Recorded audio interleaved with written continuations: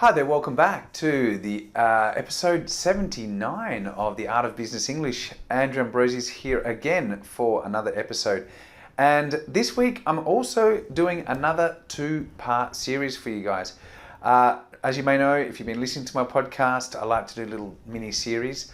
Last week and the week before, in episodes 78 and 77, I did 30 common mistakes that people make in English. And this week I'm also working on basically another series, which is 10 hacks to help you become a better communicator, okay, to improve your communication skills. And I'm going to do 5 this week and I'll do 5 next week. So let's kick things off. Remember, these hacks are obviously designed to give you some tips on how you can improve your communication skills. They're pretty simple, pretty straightforward. Not a lot of language, but definitely important. So let's take a look at the first one, which is basically keeping it simple. So keep it simple, why? Well, what we often do when we are non-native is we try and make ourselves sound more intelligent and more fluent than we actually are. So that's great. You need to build slowly your level and obviously expand your vocabulary where possible. So often keeping it simple is the best way forward. And that is because, basically you should work with what you've got. As long as you're an effective communicator, and it doesn't matter if you're not using fancy words, the most important thing is that you can communicate your message clearly. And that's very important when we're trying to sell or when we're trying to get someone to buy our products and services. And clarity should come first. So fancy words, fancy acronyms, they actually are impediments to effective communication. So my first advice is to keep it simple. Think about your structure, subject, verb, object, and make sure that you're using clear sentence structures and you're more precise than being fancy with fancy words. Okay, so let's look at the next one. The next tip today is keep it short and concise. So that's very similar and very much related to keeping it simple. The more short and concise our communication, the more effective our message. Long sentences really don't help, because what actually happens is you're losing the focus and you're losing your listener's focus.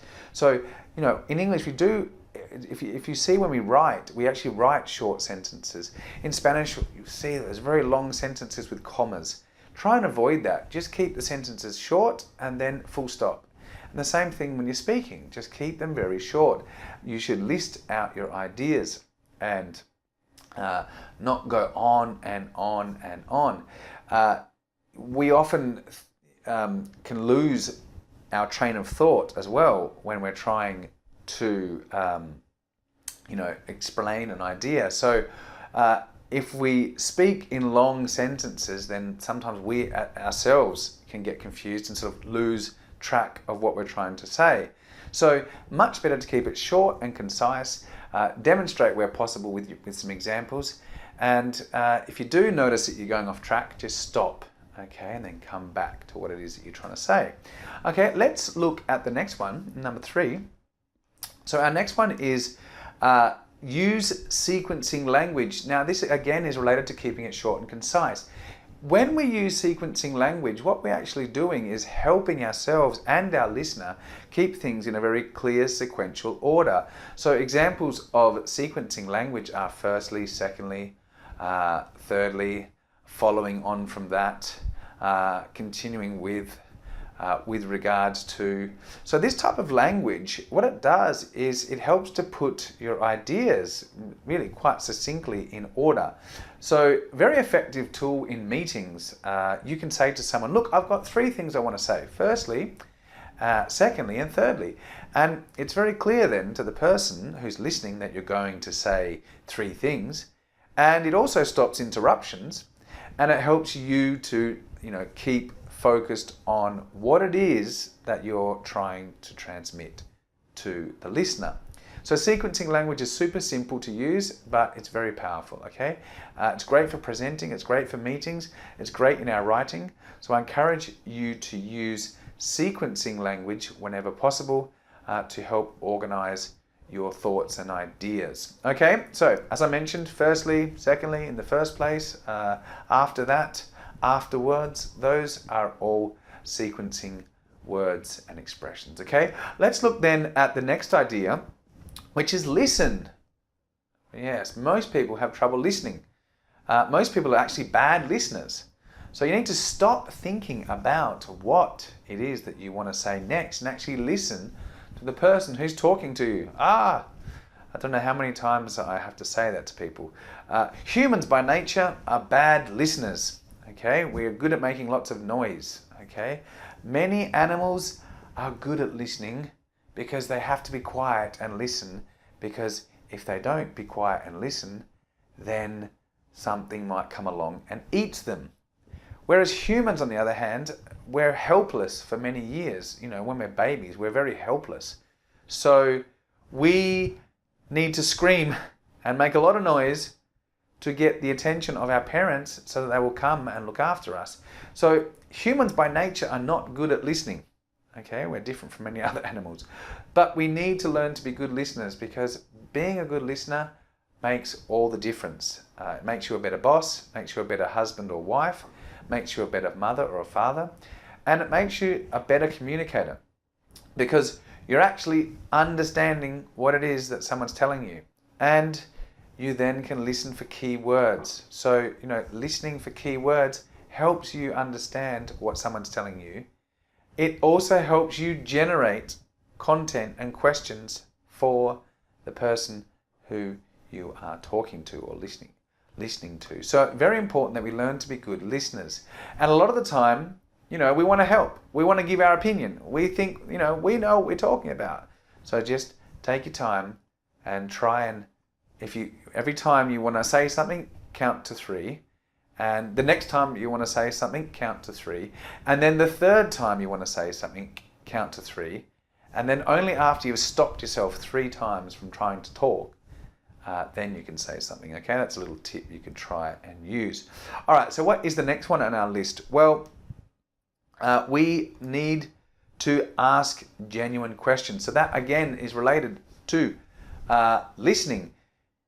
You know, by asking people genuine questions, we actually show that we're genuinely interested and care about them and what it is that they're talking about. If we ask questions, we're actually eliciting information from someone else, and we're not just giving them our opinion and our advice. You should do this, you should do that. Okay, many people don't really want to be given advice. They just want someone to listen to them and allow them to express how they're feeling.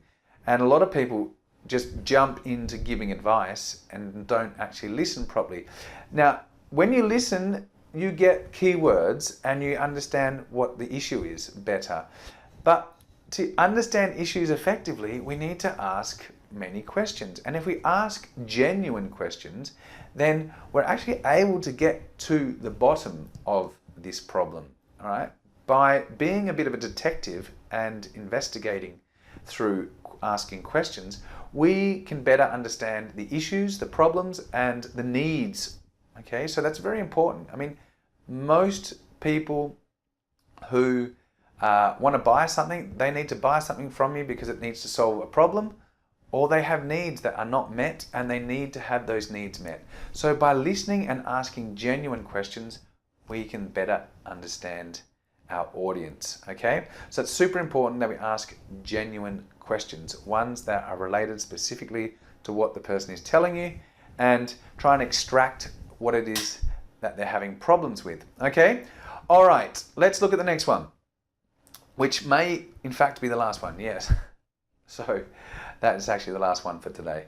That's the first 5, okay, of my 2-part series on being a better communicator. Next week I'm going to look at the next 5. Okay, so I hope you found those 5 tips useful, and if you did, please go about and share this episode with your friends. I'm really excited when you guys share my content. I get really excited also when you give me your feedback and you send me your comments and you email me with your questions. I just love that because that way I feel that I'm connecting with you and helping you. And of course, that's the whole purpose of the Art of Business English.